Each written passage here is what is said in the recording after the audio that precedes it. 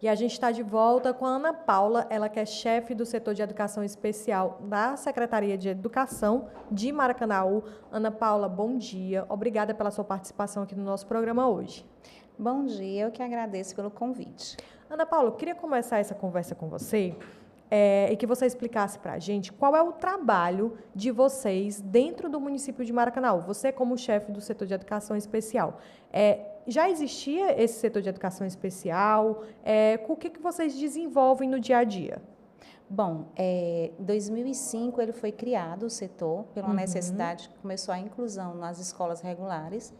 E a partir de 2005 foi se montando uma equipe, né? A equipe começou com uma equipe multidisciplinar, porque também o número de estudantes matriculados na rede era pequeno.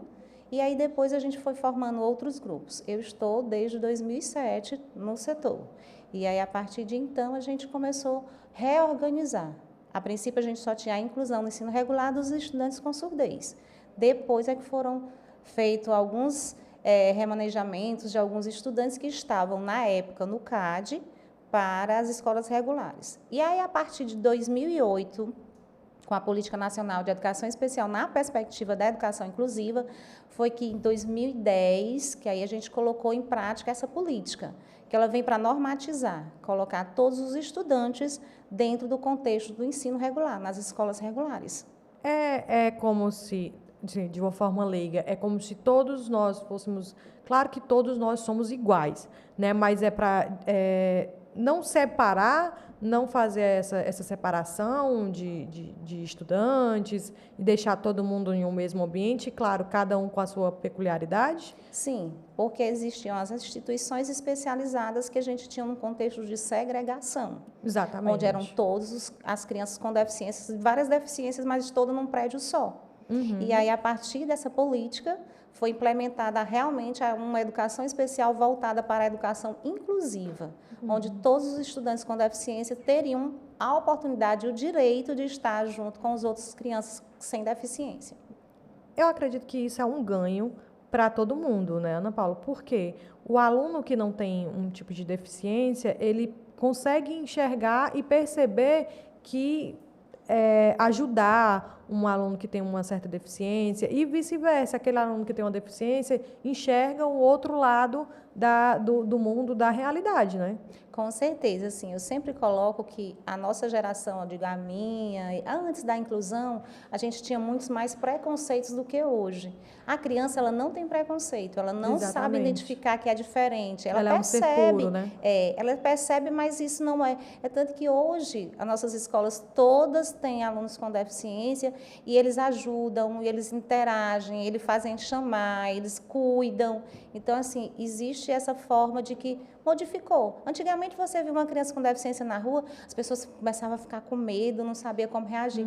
Hoje não, as coisas estão fluindo mais naturalmente. Como é que vocês recebem, a gente estava conversando aqui sobre o contato entre os alunos, né? Mas como é que vocês recebem esses pais, como é que eles lidam com esse ambiente porque às vezes muitos pais têm medo de expor a criança ali no mundo, outros já são, não, meu filho precisa realmente conhecer todos os ambientes, mas como é que vocês têm essa conversa, esse contato com os pais? E aí a gente vai começar a voltar um pouquinho, né? A gente tem uma matrícula antecipada para crianças com deficiência no município, certo, que aí você explica como é. Né? E aí, a partir disso, a gente pede que as famílias vão fazer essa matrícula antecipada para a gente ver as necessidades, as peculiaridades, como você colocou. Aquele que precisa de vamos dizer que tem surdez, ele vai precisar do intérprete, ele vai precisar de um instrutor, né? Então, ele precisa de um profissional de apoio, cuidador. Então, se ele fizer essa matrícula antecipada, a gente vai ter como visualizar o que é que vão ser as necessidades que vão ser precisos. E aí muitos pais ainda escondem, não dizem a real necessidade dos seus filhos. Eles nem matriculam no período de matrícula antecipada e nem quando vão matricular no momento regular para todos os estudantes novatos, eles não falam. Às vezes por medo, às vezes por insegurança, e aí a gente não sabe ainda, a gente tem que fazer um trabalho ainda muito grande com as famílias. Alguns hoje são bem esclarecidos, sabem os seus direitos, lutam pelos seus direitos, que isso é é louvável, acho que eles precisam realmente aprender mais sobre o filho, como eu sempre digo para os familiares, quando eu tenho a oportunidade de conversar e fazer uma entrevista com eles. Quem tem e passa maior tempo com os filhos são os pais, então eles precisam ser parceiros da escola. A escola ela só fica 3 horas e 40 minutos, 4 horas no máximo com o filho.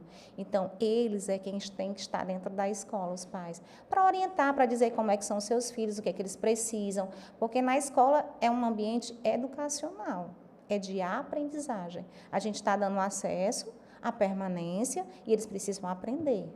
Né? E eles precisam ser colaboradores, precisam ser parceiros dentro do contexto da escola, porque senão as coisas não acontecem. Para que eles sejam parceiros, eles também precisam ter a área clínica. Né? As crianças precisam das terapias. E aí eles ficam acreditando que a escola vai fazer esse lado e nós não vamos. Aí é outra secretaria, eles têm que lutar por esse direito que eles têm também da saúde. Entendo. Você consegue perceber, por exemplo, essa diferença no desenvolvimento das crianças que têm esse acompanhamento, que têm esses pais mais conscientes, do que aqueles pais que acabam escondendo, às vezes até uma forma de tentando proteger mesmo os seus filhos, né? Consegue perceber essa diferença? É nítido, Ana Paula? É nítido, né? A gente percebe muito assim, as mães que realmente têm um acompanhamento, fazem as terapias, dão a medicação quando necessário, os meninos evoluem de uma forma bem mais rápida. E aqueles que elas escondem, porque existem os sentimentos, né? Nós, quando temos uma gravidez, quando a gente tem um filho, a gente idealiza desde a barriga, até a cor dos olhos, o cabelo, vai puxar, vai ser parecido com o pai, com a mãe, né? A gente faz idealizações. E aí a criança nasce e ela não é aquilo que a gente esperava. Então, existe a parte do luto, né? Existem os momentos que você vai ainda aceitar para depois você reagir. E aí, reagir, às vezes, demora um tempo. Porque na escola... E não existe uma data específica para essa reação. É basicamente isso? Tipo assim, não existe um período. Porque, por exemplo, eu já conheci... Desculpa, eu te interrompi. Tudo bem. Mas eu já tive contato com pessoas que, por exemplo, descobriram não, foram reagir aos filhos quando eles já tinham 10 anos. Quando já não conseguia mais fingir que não tinha algo diferente ali. Né, já não estava mais no controle. Então, existe um tempo específico para isso? A escola dá esse feedback também? Como é que é? Assim, na verdade, a escola é o primeiro lugar que percebe, né? Percebe o comportamento, porque todo professor ele estuda sobre o desenvolvimento infantil. Então, a gente tem fases. Chegou naquela fase, ele não conseguiu, então tem algo errado.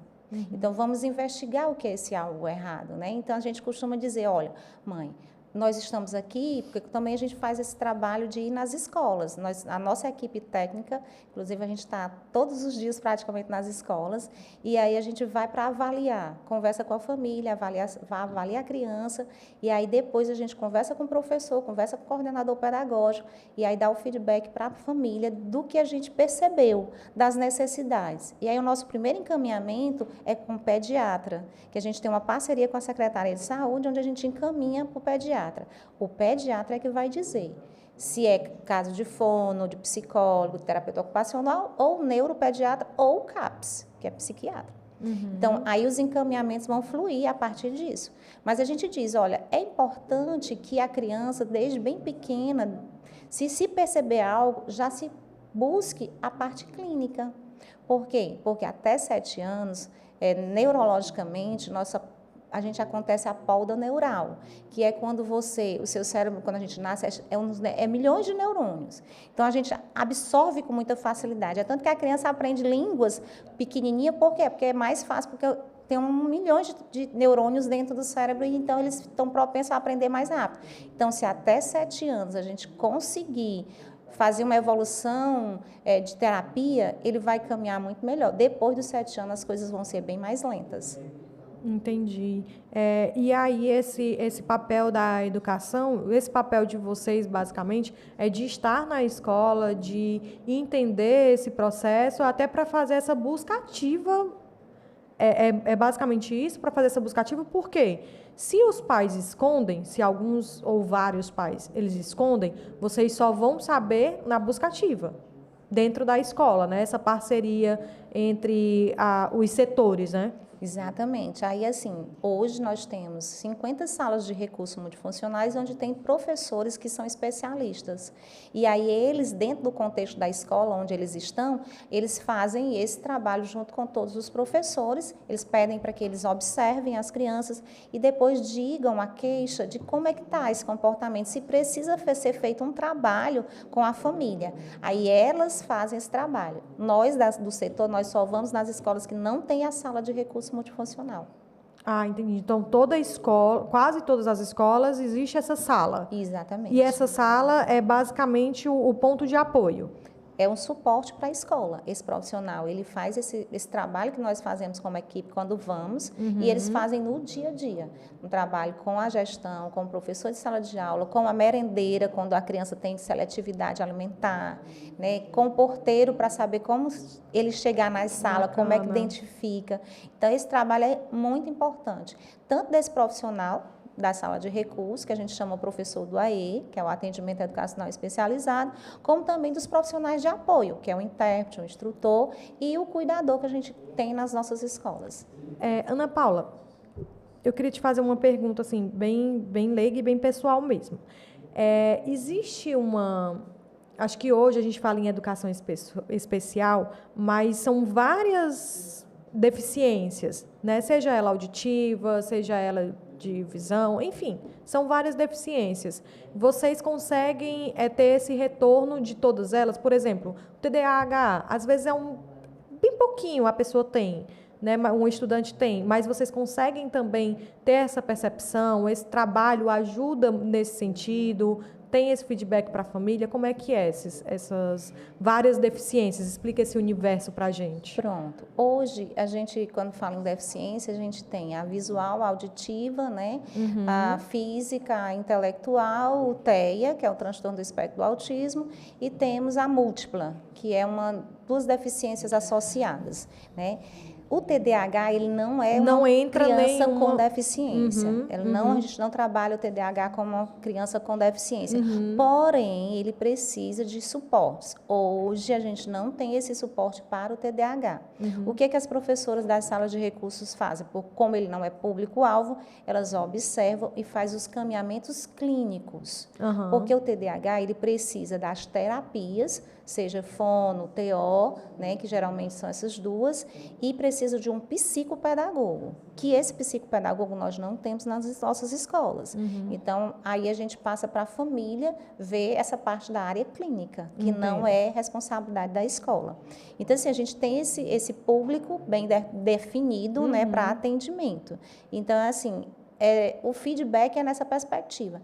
É perceber que a criança é TDAH, no caso do TDAH, e chamar a família e ver. Porque, assim, o TDAH, muitas vezes, ele só precisa da terapia e medicação. Fez isso, a questão intelectual, o cognitivo dele é preservado. Ele consegue, normalmente, conviver e viver. Eu citei como exemplo aqui, como leiga, certo? Mas dentro dessas especificações da educação especial, quais são, assim, às vezes a família, uma pessoa que está em casa, não consegue identificar, né? Mas vocês já conseguem. Quais são essa? Elenca pra gente. É visual? Porque eu acho que existem vários fatores, né? Dentro do... A visual é muito a fácil visual de perceber, mas existem outras que não são tão fáceis. A auditiva fáceis, né? também, né? Não requer tanto um conhecimento. Aqui traz mais, assim, vamos dizer, um desafio que hoje nem está sendo tanto, porque as mães estão procurando muito saber, é o transtorno do espectro do autismo. Porque muitas das mães, quando a gente conversa, dizem assim, não, mas eu era assim, mas o meu marido era assim.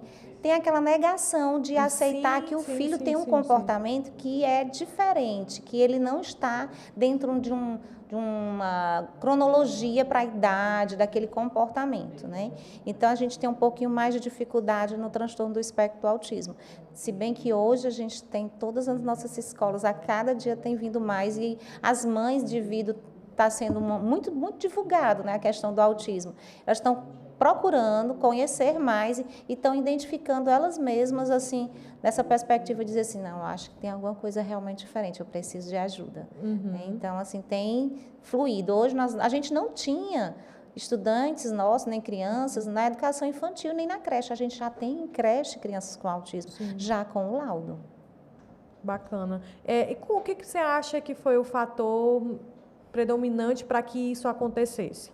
É a informação, é a divulgação, esse trabalho.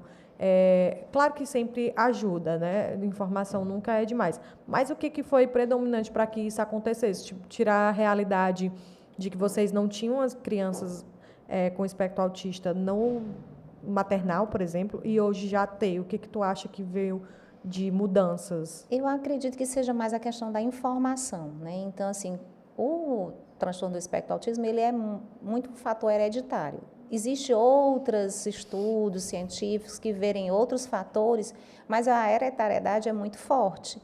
Então, assim, elas vão percebendo, e quando você tem uma criança, geralmente quando a gente tem crianças pequenas, eles têm amiguinhos, eles ficam juntos, e aí a mãe percebe o isolamento, né, a questão da interação, as estereotipias, as ecolalias, o falar tardiamente ou não falar, né, que é a questão verbal. Então, tudo isso elas vão percebendo, e aí uma conversa com a outra, vai para a terapia, e acabam observando e dentro da própria família. Tu presta atenção, porque eu acho que tem alguma coisa errada, né? Elas vão conversando, e eu acho que isso veio favorecer essa identificação mais rápida. Entendi. E como é o trabalho de vocês no dia a dia, aqui você trouxe para a gente uma cartilha de orientação aos gestores que foi feito por vocês, né? O que essa cartilha significa? Assim, nós temos no início do ano sempre a semana pedagógica, e foi feita uma semana pedagógica com os gestores, né, que é a parte pedagógica em geral, onde a gente criou essa cartilha de uma forma para orientações. Ela não é uma cartilha que vai dar soluções, ela é uma cartilha que vai orientar, né? A gente fez perguntas que eles fazem normalmente, que não precisariam perguntar porque a gente já respondeu aqui. Quem é o público-alvo para a criança com deficiência? O que é a sala de recurso? O que é o atendimento educacional especializado? Quem é o intérprete? Qual a função dele? Quem é o instrutor? Qual a função dele? Quem é o cuidador? Qual a função dele? Então, assim, a gente tentou responder a matrícula, né? Como é que é essa matrícula? Porque a gente tem uma matrícula antecipada, mas em qualquer momento do ano, a criança com deficiência ela pode ser matriculada na escola regular. Agora, sim, a gente tem algumas dificuldades, porque assim, a família chega, eu só quero se for na escola tal. Não existe. A vaga é para todas as crianças. Se chegar lá não tiver, nós não temos como tirar uma criança que já está para colocar dela. Então, por isso que a gente faz esse período antecipado. Se ela chegar depois, a gente vai ver dentro do município onde tem a vaga. E aí a gente tem a obrigação de ter a vaga, mas não na escola que a pessoa quer. Que aí isso é importante pontuar, porque muitas vezes a pessoa chega e diz assim, não, mas não tem a vaga. Não é que não tem a vaga, não tem onde ela quer, né? Exatamente, é complicado. Às vezes estuda um amiguinho, né, um vizinho, e aí você conhece a escola, sabe do trato, mas tem que ter essa antecipação, né, Ana Paula? Exatamente. E aí, assim, a gente vem nessa perspectiva de orientar mesmo. Nós fazemos reuniões também durante o percurso, porque nós temos um sistema, que é o sistema de gestão escolar, onde nós podemos visualizar todos os nossos estudantes com deficiência, quais as deficiências, quantos tem na escola, quem são atendidos pelo AE. Então, assim, fica mais fácil da gente dar qualquer informação para a pessoa. É um mapa, né? Exatamente. Ali é um sistema que é para todos os estudantes. Então, lá tem matrícula, tem a parte administrativa, tem a parte pedagógica, então a gente visualiza tudo. Então, é mais fácil da gente acompanhar as necessidades. Se está faltando, qual o motivo, tem que deixar o atestado na escola, não é porque tem uma deficiência que ele pode faltar o ano inteiro sem justificativa. Então, ele precisa. Está hospitalizado, está em casa, não pode ir, a gente pode mandar os materiais para a família de atividades pedagógicas, pode ter também o atendimento de um profissional especializado que vá para ver, não é uma coisa que não é todo dia, mas ele pode ir ver a criança, falar, dar uma parte pedagógica também, né, nesse período. E aí, nossa composição, nós somos 7, na equipe, né? Sou eu como chefe, mais 6 pessoas que são nossas técnicas, né? E assim, todas nós temos especialização, umas têm mestrado, tudo em diversas áreas, né? Então, assim, a gente é uma equipe realmente que tenta fazer o melhor. Talvez não seja o ideal, talvez a gente precise melhorar em muitos aspectos, né, ainda como rede, mas eu sempre digo que até agora a gente está sendo referência de alguns municípios que nos procuram para saber o que a gente faz, como a gente faz, como é que está dando certo. E eu acho que é isso, é uma colaboração. A gente precisa sempre estar nesse vai e vem de ver o que o outro faz, o que está bom para você e o que pode ser bom para a gente também. A gente precisa desse sistema de colaboração, porque a educação inclusiva, né, porque ainda existe, a educação especial ainda é uma modalidade, a educação inclusiva ela é uma parte da educação. Quando a gente fala de educação inclusiva, eu vou só fazer uma ressalva, a gente pensa que é só para as pessoas com deficiência, e não é.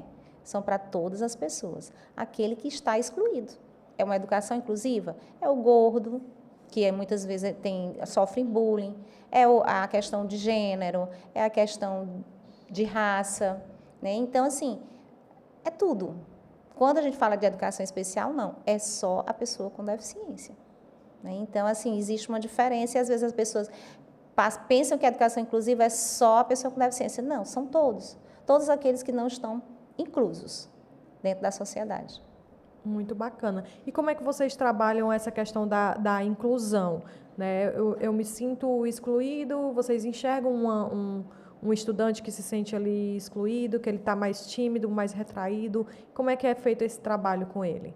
Seja por discriminação sexual, seja por discriminação racial, enfim. Como eu sou da educação especial, o nosso setor ele não trabalha essa parte, né, da educação inclusiva. Da educação inclusiva voltada para todos. Né? Então, a gente volta sempre para a educação especial voltada para a pessoa com deficiência. Né? Mas o município tem várias formas que eles trabalham. Né? Inclusive, algumas escolas desenvolvem projetos, como a questão do Construindo Maria Isis, né? Que era o antigo Construindo Saber, que tem as meninas de saias, que são as cacheadas, né? Que trabalham a questão afro. Né? Então, isso já semeou, já saiu até em livro do PNLD, a foto da escola que tem esse trabalho, esse projeto.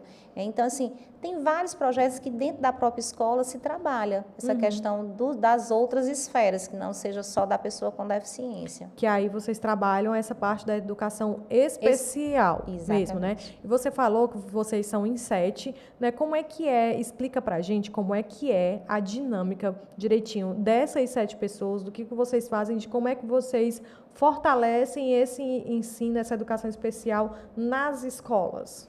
Pronto, vou tentar aqui resumir, que é tanta coisa, né? Mas vamos lá. A gente tem a formação com os professores das salas de recurso, que é mensal, né? Para fortalecê-los dentro do contexto da escola. Nós temos a formação com os cuidadores, né? Que também é uma forma da gente estar cada dia mais fazendo com que eles tenham uma formação para que eles atuem junto com essas crianças dentro do contexto escolar. Nós fazemos visitas às escolas, nessas que não têm sala de recursos, para poder a gente fazer essas avaliações, conversar com a equipe gestora e também com os professores. Lotação, vamos dizer assim, dos profissionais que necessitam, tipo, a gente sabe verificar a demanda dos profissionais que precisam, dos cuidadores, dos intérpretes, dos instrutores, e aí a gente leva ao setor de recursos humanos, que é quem faz a lotação. Mas nós mapeamos toda a demanda do município, das necessidades, para que a gente possa fazer essas contratações desses profissionais. Projetos, né, nós já construímos alguns projetos, dentre eles, esse ano a gente quer fazer com que ele tenha andamento, que é o projeto sobre o TDAH, porque saiu uma lei de atendimento para os TDAHs em 2021, 2022 nós construímos esse projeto e a gente quer implementá-lo agora em 2023. Nós temos o projeto dos para-jogos, que é para os alunos com deficiências que estão na nossa rede, que também foi um projeto do ano passado para a gente implementar em 2023, né? E a gente tem, assim, tentado buscar alguns projetos para que a gente possa fazer com que os nossos estudantes não tenham só o acesso e a permanência, e sim o aprendizado. Muito bacana. Para a gente finalizar, Ana Paula, eu queria que você comentasse um pouquinho em relação a essa parceria do setor especial, da educação especial, com os pais, educação especial, escola e pais. Como é que se deve ser essa parceria? Bom, dentro desse projeto que a gente também, esqueci, ainda bem que tu falaste da família, a gente fez um projeto para a família também, para que as professoras das salas de recurso, elas implementassem dentro da escola, porque a gente sente uma grande necessidade realmente dessa parceria. Né? E como é que isso pode acontecer? É justamente tendo momentos, reuniões, encontro com os pais dos estudantes dentro do contexto da escola. Porque é diferente de eu, como setor, juntamente com a minha equipe, fazer uma reunião numa escola com os pais, se eu não conheço a realidade, se eu não conheço a comunidade, do que um profissional que está dentro da escola, ele conhece a comunidade, ele conhece os pais, ele conhece as crianças. É mais fácil dela saber quais são as necessidades desses pais. E aí, dentro do projeto, a gente fez temas para que sejam trabalhados com os pais. Tipo, autocuidado, saúde mental, autonomia, porque assim, sempre quando a gente faz uma reunião com os pais, a gente coloca, olha, não adianta o profissional de apoio, o cuidador, estar aqui na escola, tentando fazer com que o seu filho vá ao banheiro, tirar a roupa, lavar a mão, sozinho com autonomia, se em casa você vai e faz tudo por ele.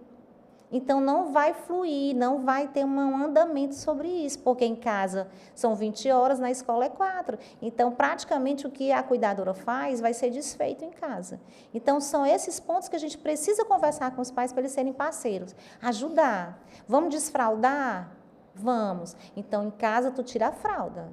E aqui a gente vai tentar deixar o máximo de tempo sem fralda, para que ele possa compreender que quando ele quiser ir ao banheiro, ele sinalize. Se ele não é oral, se ele não verbaliza, mas ele sinaliza, bota a mãozinha na barriga, né? Puxe pela mão e leve ao banheiro, né? Para ele sinalizar, porque isso é muito importante, ele ter autonomia. E aí eu sempre coloco, mãe, hoje você está aqui, mas a gente é mortal e a gente pode, em um segundo, não estar mais. E aí, como é que vai ser? Então, você precisa dar essa autonomia. Então, são esses, falar sobre deficiência com a família, né? Quais são as formas que elas podem estar trabalhando com essa criança, quando ela estiver num momento de crise, quais seriam as formas mais acessíveis para ela fazer. Então, acho que esse projeto também a gente quer implementar esse ano com essas famílias, para que realmente a gente possa ter elas como parceiras e elas sentirem que a escola quer o seu filho na escola, mas ela quer de uma forma que ela também esteja lá, junto, para que isso aconteça de forma acessível, de forma que a criança se sinta bem na escola. Muito bacana, Ana Paula. Parabéns pelo trabalho de vocês, que esses projetos realmente aconteçam agora em 2023. Parabéns pela iniciativa e pelo dia a dia mesmo, né, que não deve ser fácil, os desafios são muitos, mas parabéns, eu tenho certeza que o nome de Maracanaú só tem a crescer e a desenvolver a educação especial em nosso município. Nós é que agradecemos como setor, em nome das colegas que trabalhamos como equipe técnica e os professores e os cuidadores e intérpretes, porque sem esse povo, né, sem esses profissionais, realmente a inclusão com os nossos estudantes com deficiência, ele ficaria caótico. Posso dizer dessa forma, né? E é isso, a gente tem prazer, acredito que todos nós que estamos na educação especial, estamos porque amamos o que fazemos e a gente faz o que a gente pode dentro das nossas possibilidades. E nós é que agradecemos esse momento e espero que quem nos escute busque as famílias, busquem seus direitos, mas também prestem atenção nos seus deveres, que eu acho que é muito importante. A gente busca direitos, mas a gente também tem que ter a nossa responsabilidade com nossos deveres. Com toda certeza.